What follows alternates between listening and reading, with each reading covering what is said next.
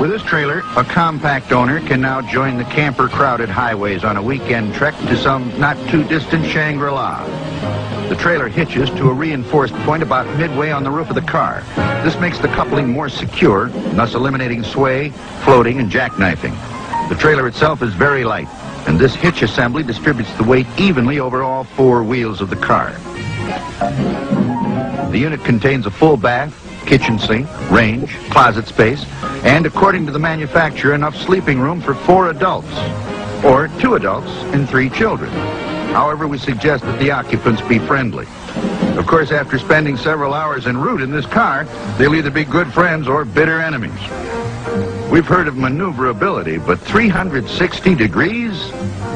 If Dad performs a few of these gyrations while the family is having breakfast, there could be a trailer load of trouble. The trailer is built especially for small domestic and imported cars, and closely matched with the wheel track width to make for easier running in mud or snow.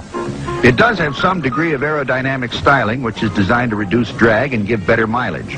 Our tests with the Beetle providing the power averaged between 18 and 20 miles per gallon. Some call it just another little car gimmick, but good, bad, or indifferent, it does give the mini car passengers some place to go to stretch their legs.